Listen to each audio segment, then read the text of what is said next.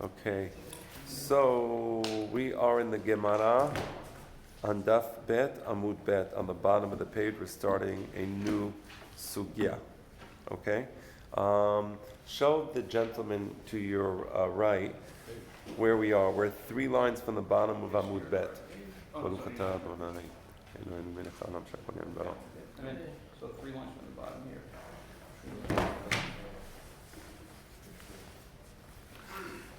Okay. Turn page. Yeah. On the right side. The right page, 3 lines from the bottom. Page 4. Yeah, it's 4. 3 lines from the bottom. Right. So we're studying the sugya. The subject we're studying today is Dinim Mufla'im, false witnesses. So the witnesses come to court.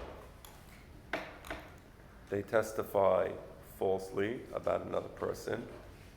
For example, they say, this person, let's call him Jimmy. Jimmy owes $100 to whoever. He owes $100, they come to court. In Judaism, everything depends, in the Jewish court system, everything depends on witnesses.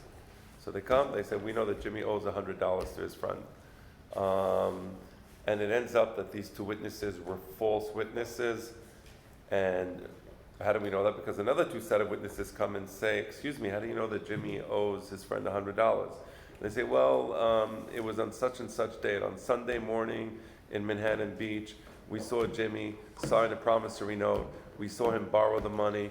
We know that he borrowed the money. And 2 new witnesses come and say, really? You were there Sunday morning, Manhattan Beach? You saw that? Because Sunday morning, Manhattan, we saw you that same Sunday morning in the Giants game. So you could not have possibly seen that a loan took place. So it ends up they're lying. They're lying, right? That's called a Dinim Mufla'im. So what's the punishment for these types of false witnesses? The Torah says, "Va'asitem lo ka'asher zanam la'asot le'achiv." We do to the witnesses what the witnesses wanted to do to the victim. So Jimmy was going to be forced to pay $100, and it ends up that he doesn't owe the money. So what do we do to the witnesses? They pay up $100. And who do they pay the money to? You know, justice is always poetic. They pay it to Jimmy. That's right. So, okay, that's the subject we're dealing with tonight. Mishum and Rabbi Akiva, we studied previously in the Beraita that according to Rabbi Akiva, Rabbi Akiva makes the following statement. Af en mishalmim al pi atzman. So one of the rules of Edim Zomemim, of false witnesses, is that these false witnesses en mishalmin al pi atzman.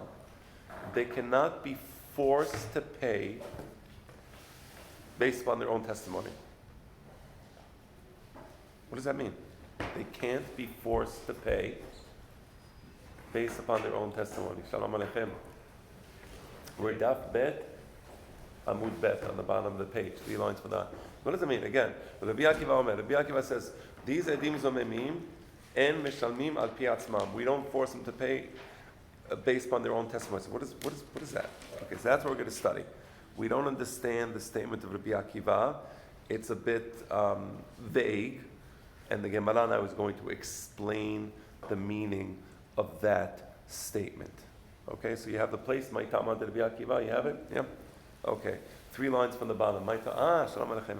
Just a reminder, you were going to talk about the Dinim Mufla'im. Yeah, I you know what? Okay, so, stop. Okay.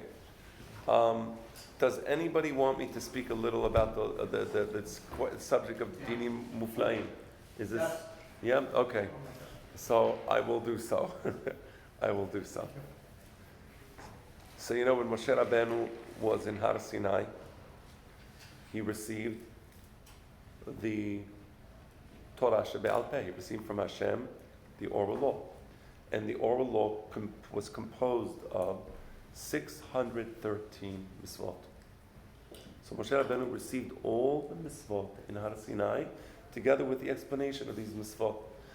For example, Hashem will teach Moshe Rabbeinu the pasuk, Ukshartam le'ot al yadecha. He will teach him the pasuk, and he will say, what is this? What is the ot that you tie in your, what is the ot that you tie in your arm? So he said, this is tefillin. So he showed Moshe Rabbeinu what the tefillin are, what the material that the tefillin is made from, what perashiot, what scrolls you have inside the tefillin. So Hashem taught Moshe Rabbeinu the mitzvot together with the explanation of the mitzvot. Okay, that's what he received. So there was a pesukim, and there was the explanation of the pesukim. There was the Torah shebichtav, which is what we read in the Torah and the Knis, and then there was the Torah shebe'al peh. So Moshe Rabbeinu got it. He received it. Okay, so he comes down, and he begins to teach the Torah to the Jewish people. That Torah that Moshe received from Har Sinai and taught to the Jewish people, that was the primary, it was like if we have a tree, that was like the main bark of the tree, right? Okay? But you know, a tree is alive. A tree produces branches, right? So you have the bark of the tree, which is the primary mitzvot that Moshe received from Hashem, and then you have the branches that grow from the tree, okay? And here's the point. Moshe Rabbeinu received the explanation of Torah from Hashem, but he didn't receive the explanation of everything. There were some things that Hashem explained to Moshe Rabbeinu, but there were other things, Pesukim, and I will give you an example soon, that Hashem didn't explain to Moshe Rabbeinu. And so what are you supposed to do in that case? So there's a pasuk in the Chumash, in Perashat Shofetim, that actually deals with that. What happens when you have a situation, you have a pasuk in the Torah, and Hashem didn't give Moses the explanation.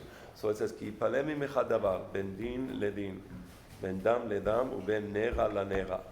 If there is something in the Torah that is unclear, that is unexplained, what do you do in that case? Who has the right, who has the authority to explain the pasuk? The Bet Din Hagadol, the Sanhedrin. The court of the Jewish people has the right and the authority to explain. So let me give you an example.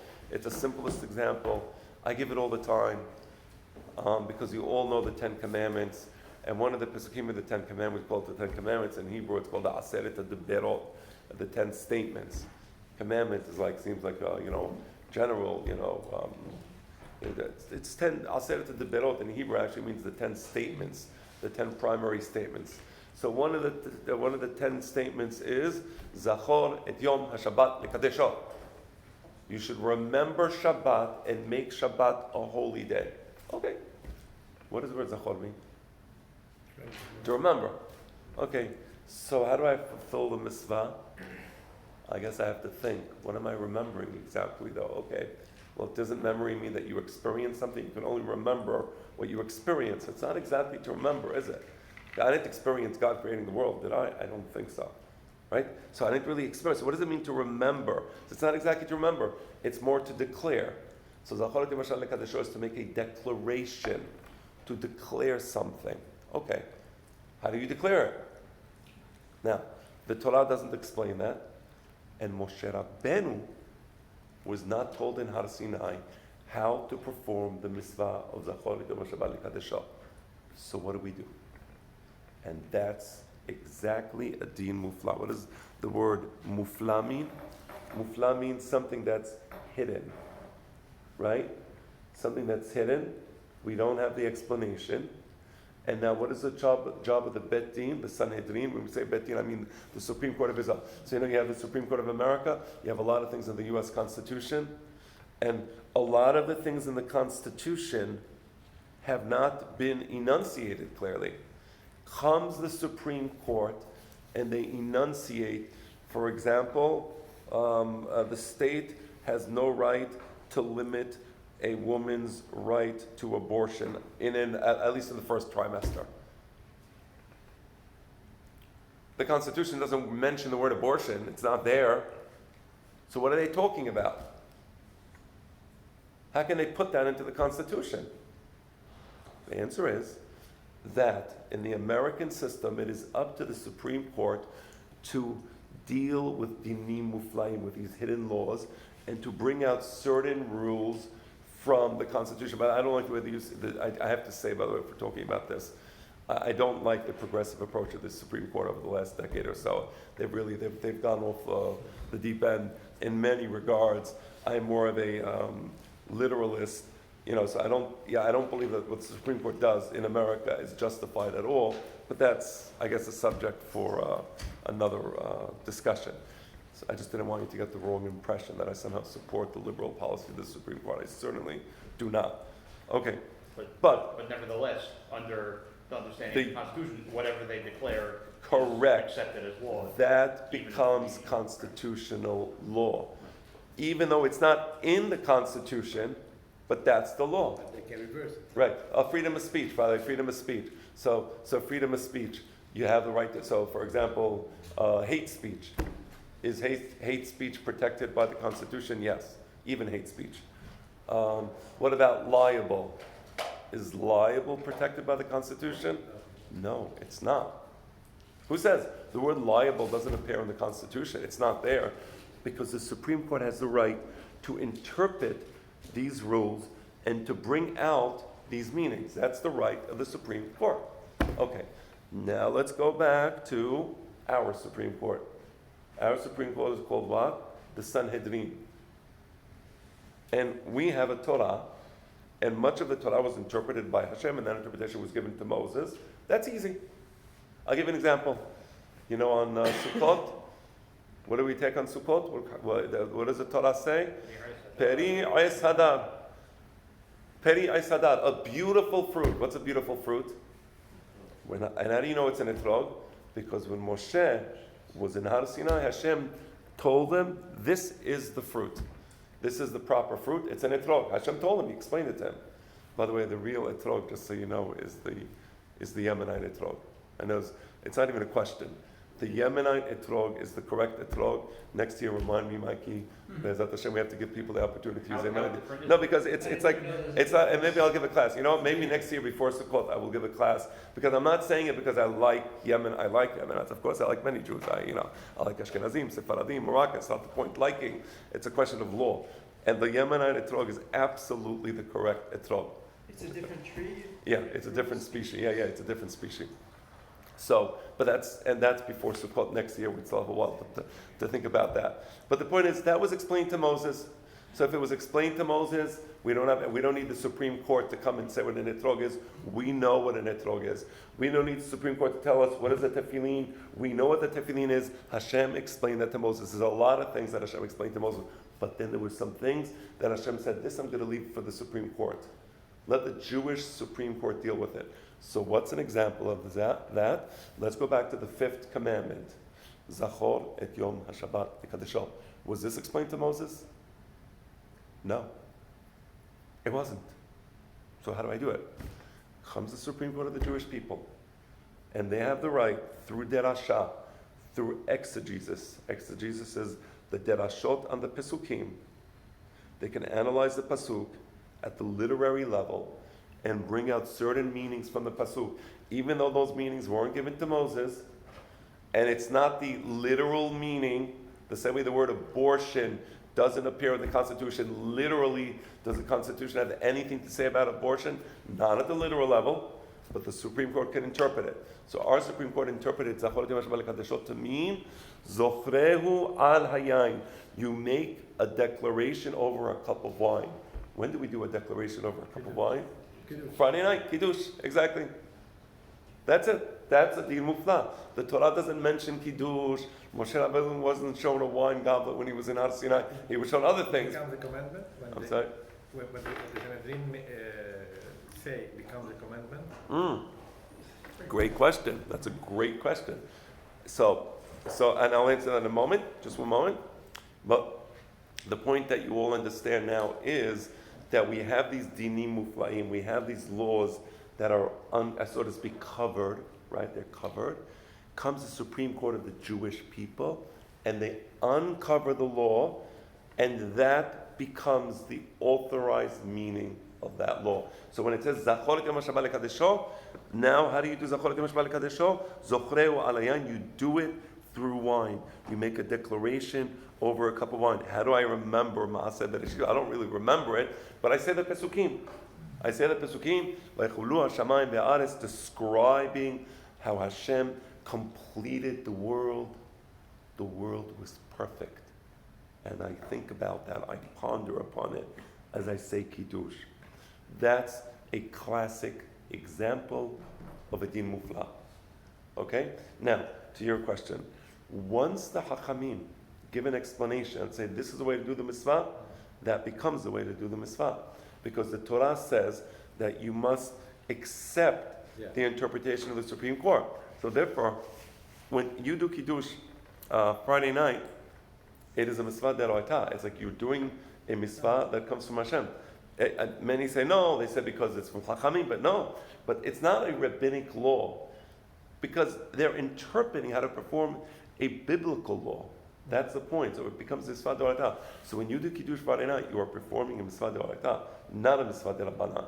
You understand? So has that prayer evolved over the years? So Kiddush, the way we say it today, is the way it was said over 2,000 years ago, and 2,500 years ago, when the men of the Great Assembly, they're the ones who instituted the Kiddush. So when the men of the Great Assembly gave us the Kiddush, they gave it the way we say it today. There are some things that we added, like Shalom, Aleichem, Malachei Hasharet, Malachei, that's an addition, right? That's an addition. Or Eshet Chaim, you said Eshet Chaim. But the real Kiddush, where does it really start? Like Chulu Hashamayim ve'aretz. That's the Kiddush, right? The Pesukim that are describing how Hashem completed the world. That's the Kiddush. You see? So there was an evolution, but the evolution was more in the sense of additions, so it's like, I remember my grandfather used to sing Bar Yochai every Friday night. We'd come home for Friday night. People would say, it's a part of, to everybody, but that's not Kiddush. So Shalom Aleichem is not Kiddush. Shalom Aleichem is important. It's a beautiful tefillah. When we say Shalom Aleichem, Malachei Hasharet, it's based on the Gemara in Masechet Shabbat that says that when a person comes home Friday night, he doesn't come home alone. He has two angels following him to his house. And these two angels follow him to his house, and they're there with him. And then when we say Shalom Aleichem, we're in a sense welcoming the Malachim that Hashem sent along the way with us, because it's a very special feeling of Kedusha Friday night when you come home. So you feel the presence of the Shekhinah. Right? That's the first example of a Din Mufla, burning in an Eli. Before this ruling, how they will do it? Ah. Right, that's what I was thinking. Before the Because you're saying like 1,500 years. Yeah. This is what they rule. Could it not have been a mitzvah before, but now it becomes a mitzvah? It's like similar. How do they? First of all, it's a great question. I don't know. I don't know how they did it. It could. It's just pure speculation. I'm just speculating. It could be that they would just say the Kiddush. They would just say words from the book of Bereshit, and that's it, and ponder upon it, right? But then the Hachamim, they said, "Wait, hold on. We want to interpret this. This is not the book." It's what it's like. Similar. I'll give you another example. Another example is "Ul'odo bechol levavchem." Here's another example. The pasuk says you have to worship God with your heart, with your mind. And Hanamban says that originally people would worship God with their mind by praying. Everybody would pray the way they want to pray. You want to pray in the morning, pray in the morning. You want to pray at night, pray at night. You want to pray in the afternoon, pray. Everybody prayed whenever they wanted to pray. What do you pray? I don't know. You want to say Tehillim, say Tehillim. You like the book of Eov, say the book of Eov. You want to just make up your own words, make up your own words. What language do you want to pray in? You want that in Russian, Arabic, Ladino, I don't know what. Choose your language, choose your words. There was no set prayer. But then came the men of the Great Assembly and said, this is a Din Mufla. We don't know how to fulfill this mitzvah. They said, this is going to be the way you fulfill it. Okay, it's going to be a tefillah Shemona Esrei, it's going to be 18 belachot, it's going to be the Amidah. That becomes the way to fulfill the mitzvah of tefillah. You understand? So Ul'odo b'chol levavchem is amorphous at some point in history. And then at some point in history, come on, check and say, no, we want to now make it, we want to crystallize it. We want a clear cut tefillah for everyone. Right? So that, yes, Bernie. Okay, that's for Friday night. Is there a similar prescription for the Kiddush for Shabbat morning? No, the Kiddush that we do Shabbat morning is the Rabbanan. It's not the Oraita. That's why it's called Kiddusha Rabbah. Why is it called Kiddusha Rabbah? Kiddusha means the great Kiddush. Why do we call the morning Kiddush the great Kiddush and the nighttime Kiddush the simple kiddush. We call it kiddush. Lashon seginahon. We want to show respect. We don't want to say, oh, this is like the minor kiddush. So in Hebrew, we don't like speaking in a negative way. So this is a great kiddush. So don't think it's not important. Do kiddush in the morning. That's what we call it kiddush haraba. But the truth, the kiddush that we do at night is the main one. And so much so that if for some reason a person is sick, he can't say kiddush, he can't do kiddush Friday night. Now you wake up Shabbat morning, you have to do kiddush. Unless you heard it, meaning I'm saying a person is alone. If you're sick and somebody else is saying kiddush and you answer amen, you fulfill the obligation. Fine. But let's say nobody said kiddush, you want a trip, I don't know, you went to Australia, I don't know what time, the time zone difference there. I think there's a 28-hour difference between here and Australia, but it could be that my math is 16, right? It's so crazy. When you travel to these places, I once went from Israel to Hong Kong, then to Singapore, and then to here. There was something to Las Vegas. There was some crazy thing. It felt like 27 hours, but you could say it's 16 hours. I think scientifically it's impossible. I'm joking. You know that, right? Of course. But it's a 16-hour difference. By the way, we have offices in Australia, and we sometimes have to do contracts for them. I'm actually on an almost daily basis contact with our Australian office, and I can't figure out the time. We just contact each other, and somehow it works out. It's all good. Saturday morning you said Yom HaShishi, so you say the kiddush of Friday. Oh, right, exactly. So now, if for some reason, let's say you're traveling, you're just zonked, you get to a place, you make it to your hotel room, you fall asleep, Friday night, you totally missed kiddush. When you wake up in the morning, before you eat, you pray shachrit, you pray musaf, you say the regular kiddush of Friday night. Yom HaShishi, v'chul hashamayim v'aretz, and then you Savri Maranam, the whole kiddush, and then you can eat. Okay? Once a Dinim Mufla'im is established, yes. Can it ever be overturned or changed, or is that for life? Right. That's an interesting question. So for purposes of this class, and I think the right approach would be that it can no longer be. Once a Hachamim established that this is the way to do it, that becomes the way to do it. And it becomes so eternally. It becomes a part of the Torah, and that becomes a mitzvah. Right. That's what like the Reformed Jews, they changed everything. So never. Right. Exactly. That's right. So never Bedin HaGadol reversed any of his decisions. Not with respect to a Dinim Mufla'im. No, there was something. No, there's some local. There was always this, minhagim and gezerot. I'll give you an example. Bedin HaGadol at one point in time they said you cannot eat the cheese of goyim. And we still can't eat the cheese of goyim. Yeah. That's rabbinic. That's not based about a pasuk in the Torah. It's not like they're saying, well, let's look at this pasuk, and from this pasuk I learn you can't eat the cheese of goyim. No, not at all. It was a completely rabbinic decree. No eating cheese of goyim. Whatever the reason is, that's another sugya. That's at what point in history? That was in the days of the Second Temple. In the days of the Second Temple, that's when they made that rule. And it was rabbinic, and we follow it. It's our court. We're Jews. We respect our legal system. That's who we are. So when we follow these laws, we're respecting ourselves and the system.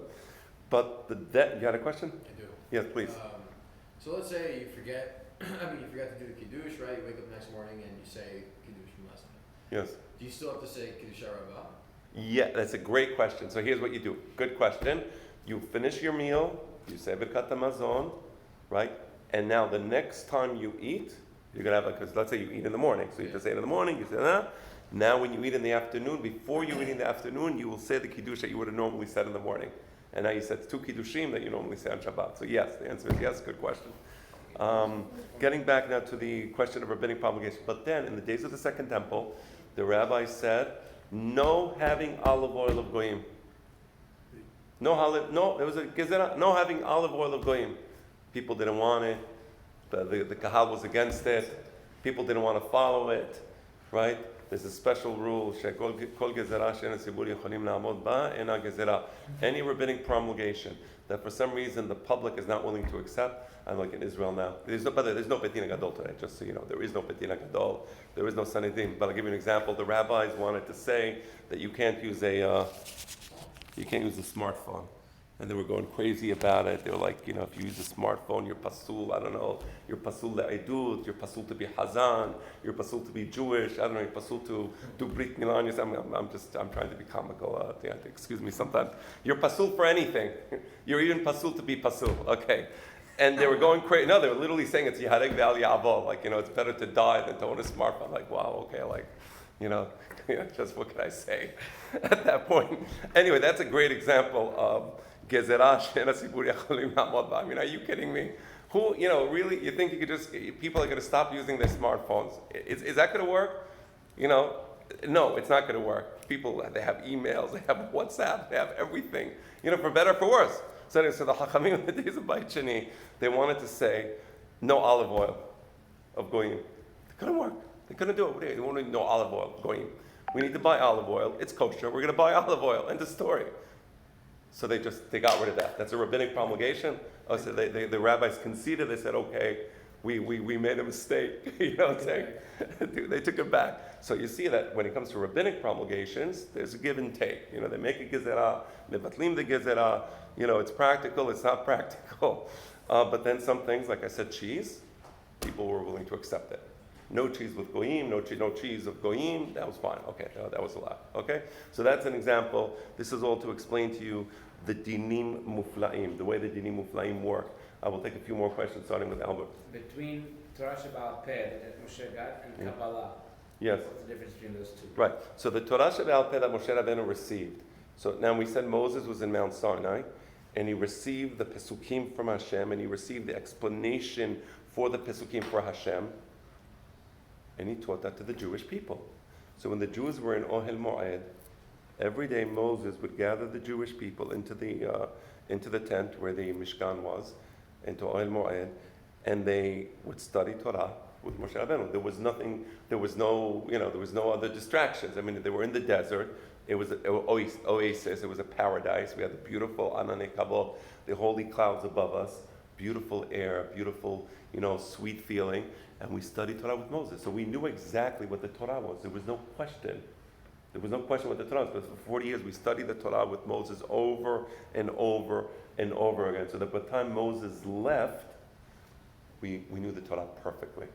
There was a perfect knowledge of the Torah. Now, what Moses taught the Jewish people in the desert, those became the primary rules, right? Those rules, you want to know where they are? I'll tell you a secret. Somebody's like, I want to see exactly where the rules of Moshe Rabbeinu are. Like, this is like something that, I don't know how many people will give you this answer, but I know it because I studied Harambam. And when I studied Harambam, I studied it with my father. There was a lot of books that he wrote in Arabic. And if you look at the Sefer HaMitzvot, you look at the Hakdama. Okay, so Sefer HaMitzvot was written in Arabic. And if you look at one of the translators, of the main translator of Sefer HaMitzvot, was a Hacham called Rabbi Yehuda ibn Tibon. He translated it from Arabic to Hebrew. And in the introduction, if you read the introduction carefully, and you'll see that the Sefer HaMitzvot is actually a summary of the Torah as it was taught by Moses to the Jewish people. That's where it is. It's an amazing thing, by the way. You want to know how Moses taught the Torah to the Jewish people? Where is it? It's not in the Mishnayot. The Mishnayot is what the Mishnayot represents whole Torah She'ba'al Peh. It's not even in the Gemara. I mean, parts are in the Gemara, of course, parts. It's in Sefer HaMitzvot of Harambam. That's the Torah that as Moses taught the Torah to the Jewish people, that's what Harambam sets forth in Sefer HaMitzvot. So it's there. So that's the Kabbalah that became part of the tradition. So a lot of the Kabbalah comes straight from Moses. But then over the course of time, as we said, there were certain additions by the Hachamim, right? Where they're either explaining Pesukim or adding certain laws, as we said, rabbinic promulgations. And sometimes those traditions became so ancient that we no longer know where did it exactly start. Well, it didn't necessarily start from Moshe Rabbeinu. It could have started from a little later. So we call that we can call that Kabbalah. There's Kabbalah and Moshe. There's traditions we receive from Moses. Okay, that's from Moses. But then there's latter traditions that are so ancient we don't know exactly where it started. Exactly. So that's called Kabbalah. Okay. Kabbalah. That's called just tradition. So when you see the word Kabbalah, it means we're not sure where did this start. This start on Shekin Etzah Gedolah. Before on Shekin Etzah Gedolah, last week we were discussing about certain things that we learned from Haggai HaNavi, right? So ancient traditions. There's a lot of ancient traditions in Judaism. Okay. Yes, Elliot, and then Mike. Actually, yeah. So Sefer HaMitzvot, wouldn't that be just the mitzvot, how Bnei Israel processed it at a later period in time after Moshe Rabbeinu, meaning by the closing of the Talmud. Why do you say that? I just said the opposite. Right, because let's say the mitzvah of tefillah, how it was later, the Chachamim. That's right. No, I said right. It's fine. The Yeah. point is, in Sefer HaMitzvot, what Harambam does is he brings you the pasuk, and he brings you the explanation of the pasuk. And let's just put that on the side for now. But that's as the Torah was taught. Now it's true that he's processing it through the lens of Harambam, of course, right? We're not here to we don't believe in like a metaphysical truth, that we never do that. So he's processing it through his lenses, but that's the Torah that was given to Moshe Rabbeinu. So maybe one day we'll study it. It's beautiful to study it that way, by the way. Beautiful to study the Sefer HaMitzvot. Mikey, you had a question. How many Dinim Mufla'im are there, and does the Rambam tell us these are the ones, and we know to delineate these are the ones that are versus others are not Dinim Mufla'im? Right. So we never counted it. I don't think anybody can. No, I can say When nobody he counted. breaks down- But the Gemara is filled with these Dinim Mufla'im. Just last And week they we use were that dealing. terminology. I'm Yeah. sorry. Just no. That's what So I'm where do trying- we know that terminology? We learned that from Harambam. Harambam, in his writings, deals with the Dinim Mufla'im, especially in the Hakdamat Perush HaMishnayot. He deals with it there and other places. And my father, in his book, Yunim B'Mishneh Torah, has a whole chapter devoted to Dinim Mufla'im, where he discusses the concept of Dinim Mufla'im and how it was treated over the generations by some of the Geonim. I believe primarily Rabbi Haigon, and there later on some other of the other Hachamim. So it's a subject that kind of became forgotten. Not a lot of people study about the Dinim Mufla'im nowadays, right? And this is one of the reasons I'm rebringing it, because really when you study Gemara and you understand how the Dinim Mufla'im work, then the Gemara suddenly becomes alive. Like last week we studied about the question of Kofer. And how do we know that Kofer is the Kofer? We had the question, is it the Mazik or Nizak? Is it the person who killed, or is it the victim of the murder, right? And that was resolved through Dinim Mufla'im, through Derasha. We didn't know. We didn't receive from Moshe Rabbeinu. Had we received from Moshe Rabbeinu, we would know the answer to that question. We didn't. But once we establish it as we did, that becomes the law. You understand? That becomes the halakha. So that's so important. So this is why we study Dinim Mufla'im, and I said we would give it some. Any other questions? And we obviously yes. What is the Sonny. actual definition of Kabbalah? Kabbalah literally means an authoritative tradition. Not all traditions are authoritative. There are traditions that they are not part. I'll give you an example. We have ancient traditions from Moses. Those traditions were given to the prophets. And those traditions were given to the elders, meaning to the supreme. When I say elders, I mean the political and juridical leaders of the Jewish people, the Supreme Court of the Jewish people. So there's a chain, and whether we have the entire chain of tradition, Maimonides writes it in the introduction to the Mishneh Torah. He writes the entire chain of tradition from Moses all the way down, all the way through to all the Hachamim in the Gemara. He brings the entire chain. So we know exactly who it was. It's not even a question. And we know when the Hachamim lived. Everything, and this is so important because people think of Judaism like in mythological terms, it's like a mythology. It's not. It's factual history. The difference between mythology and history is so important. Mythology doesn't take place in any particular time. When did the babies Romulus and Remus get taken by those wolves? And by the way, I'm not trying to belittle mythology. Mythology has a particular psychological function among the nations, and it has certain meanings, whatever those meanings are. My point is not to ridicule mythology. My point is to point out that mythology does not purport to be historical fact. History takes place in particular dates, in particular places, in particular times.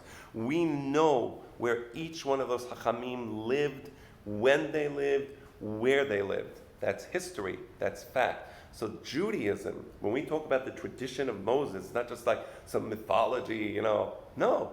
We know exactly when Har Sinai took place. We know the date of Har Sinai. We know the place of Har Sinai. It's true that there is some controversy as to where Har Sinai is. I believe it's in Saudi Arabia based upon the studies that I've done. And there's actually a mountain there that really just meets all the qualifications for Har Sinai, especially the fact that the Muslim authorities refuse anybody to come near the mountain. There's a big gate around it, and anybody who tries to, come in will... Beautiful, exactly what you just took the words out of my mouth. The pasuk says in the book of Shemot that if you go next to the mountain, you're going to get shot. Well, nowadays, if you go next to the mountain, you will get shot. Exactly. So it's really true. There's all these weird things in the Torah. Somebody showed me the corona. Did you show me the coronavirus last week? In last week's Perashah, or Perashat Bo, the coronavirus. And you always see these nice things. So anyway, the point is, I know exactly where Har Sinai took place. That's history. It took place in the year 2449 to the Jewish calendar, and we know exactly. I just forgot the relation between BCE and the Jewish calendar, but we know exactly when it took place, and we know where it is. We know how long it took the Jewish people to walk from Egypt to get to that point, and we know the words they got at that place. We know what words they got, what lessons they got, right? So that's such an important point. So we talk about Kabbalah, tradition. It's tradition, but it's accurate. It's precise. It's not a sketch. Okay, it's not just some amorphous thing. And they have all these new things that nowadays, you have today you have a lot of today you have a lot of interesting things happening. And it's important to be able to differentiate between what is real and what is not so real. Let's leave it at that. There's a lot of things today. What are you going to do? Okay, the Mashiach didn't come. The Kabbalah is not what people today use as Kabbalah. That's Kabbalah with a K. Right. This is Kabbalah. Right. Oh, right. Yeah. Okay, right. So what they call today the Kabbalah, they have the Kabbalah Center in Queens. I think the great rabbi, what was her name? Madonna. She used to study there. And if I'm not mistaken, another great rabbi, Michael Jackson, also used to study there. Nothing against them, but I'm not against Madonna. I'm not against Michael Jackson. I'm serious. They probably have good music, and I'm sure they were very talented. But that's not, when we talk about Kabbalah, we're not talking about, obviously, okay, you understand that. First and foremost, Kabbalah means the ancient traditions of Israel. Now, it's true that there were the mystical teachings of the Mikubalim. Okay, I didn't even talk about that. That's different. No, that's different. I didn't talk about that. That was your question? Yeah. Oh, okay, no. So there were the mystical teachings of the Mikubalim. That is something else. Ike, you know where I have the Ilana Kadosh in my office? The Ilana Kadosh? It's like a big book. So there were the mystical. I'll just run really fast. Yeah. I had a feeling you were thinking of that Kabbalah.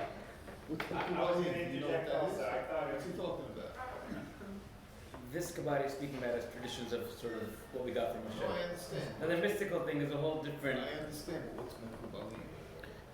The rabbi Kabbalists that follow this mystical or study this mystical thing.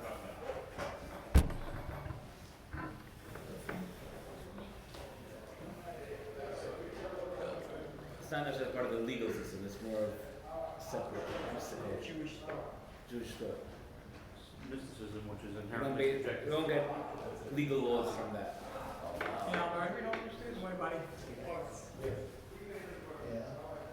So, man. Are you done? Should I join or am I? We're waiting to start. 13 minutes. We're about to get the heavy book out, come on Nah, in. beat that if you wish. Fuck up. Yeah, come join us. Better pick something up, I'll do it. Yeah, of course you gotta pick up with something. Step right next to Elliot.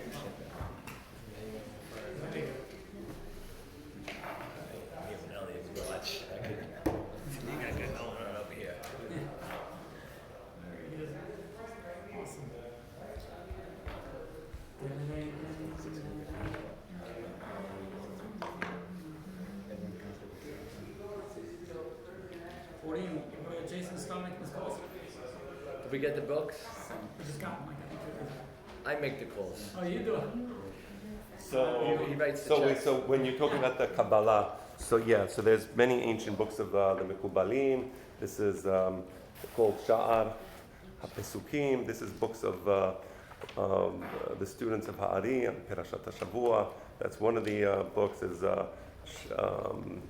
other Kabbalistic books. I have a whole bunch in my office. This is one of them. You can open it carefully, as it is quite old. But that's different. That's not what we're talking.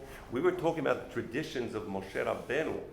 We were talking about the traditions of Moshe Rabbeinu, but then part of the traditions, in parallel with the traditions that Moses gave to the Jewish people that are related to law, there were traditions that dealt with the esoteric subjects.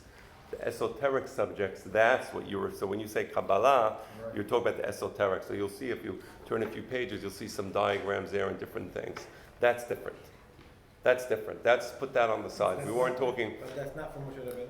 No, I didn't say it's not from Moshe Rabbeinu. I didn't say that at all.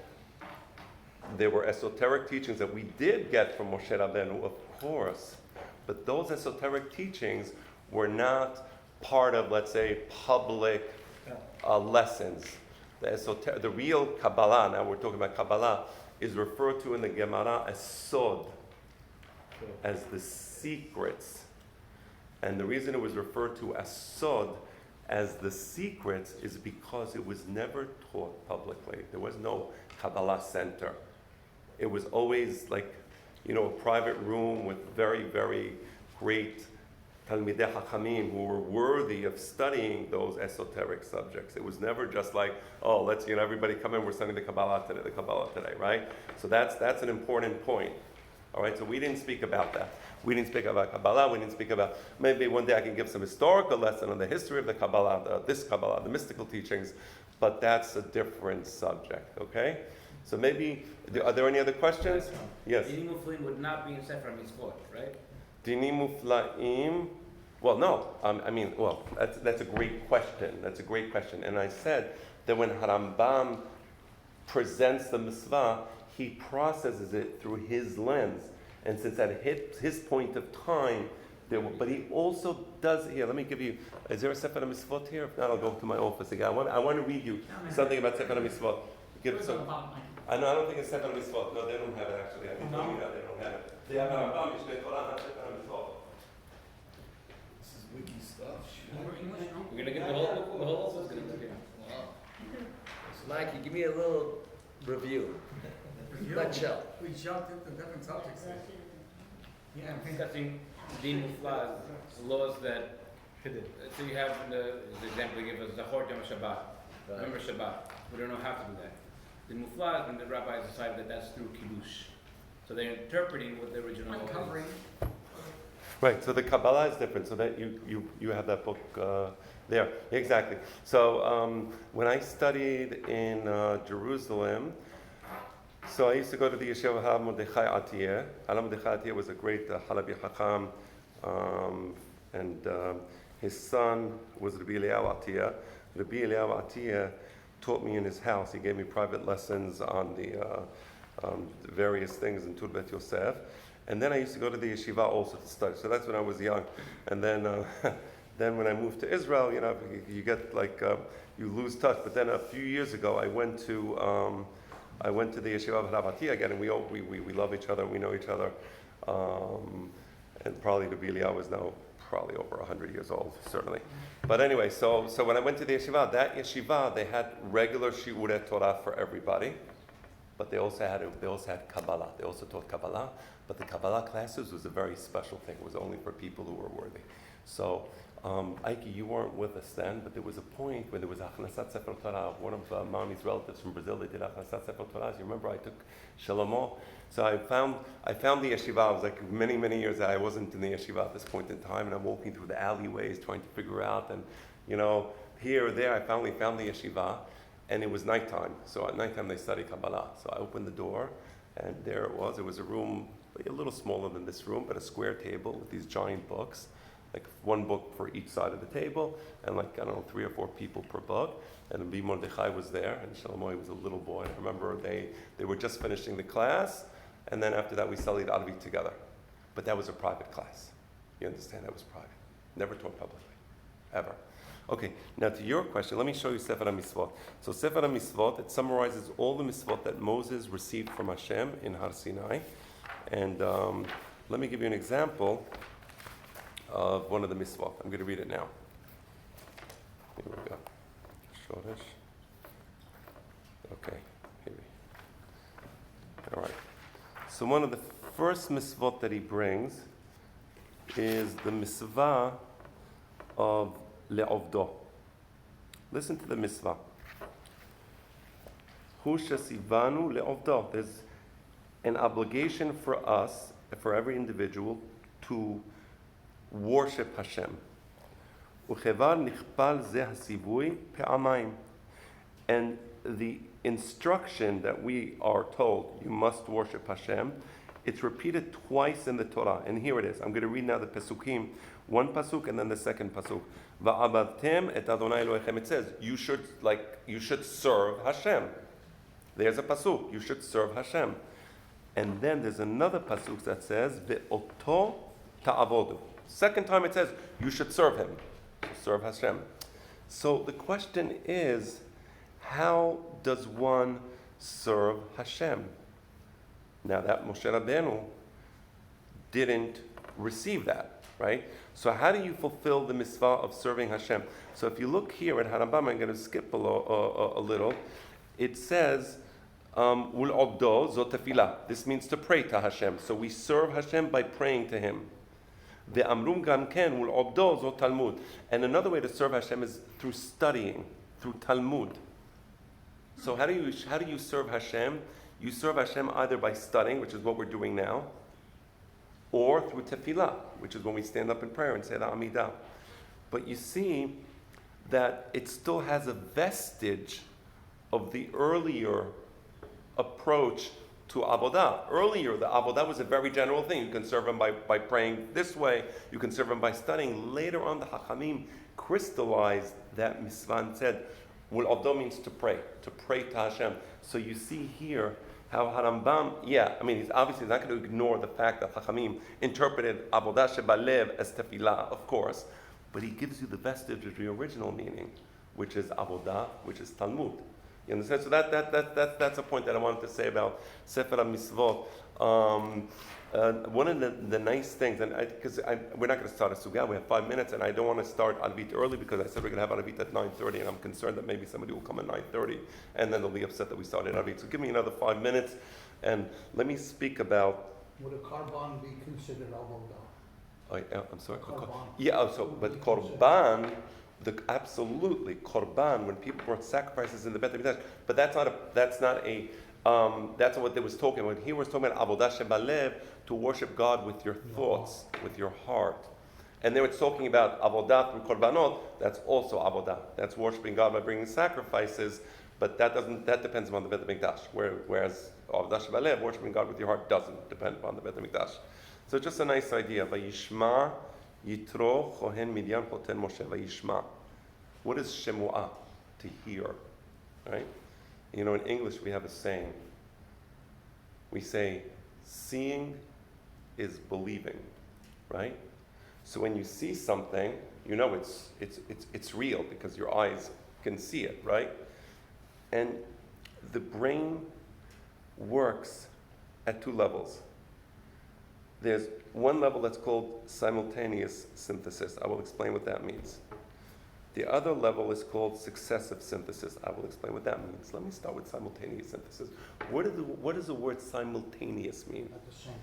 Everything at the same time. Perfect. That's very good. So simultaneity means that my mind is now processing an image. I can see that book while I see that book, while I see that bookshelf, while I see that light, while I see the wall. It's all there in front of me at the same moment. I don't need to recall anything. I'm putting everything together and I form an image. Okay, that's one way that the brain processes information. That's called simultaneous synthesis. I synthesize the information at the single moment in time, and it's all here. It's really simple. But then there's a deeper level. And the deeper level is to hear. Successive. What is successive synthesis? I'm now going to say a sentence. I love skiing and I love the snow. Okay, that's a sentence. Now, when I started the sentence, I just said I. At the point that I said the word I, you didn't know what the sentence was going to be, right? Then I said I love. At that point you understand, okay, let's put the word I together with the word love. What does he love? I love skiing and I love the snow. Okay, so this guy loves winter weather, and he loves winter weather because he loves skiing. Okay, so you kind of put that together. But the words disappeared. They're no longer there. So when I say one word, and then I say the second word, your brain has to synthesize the things that occurred in different moments in time.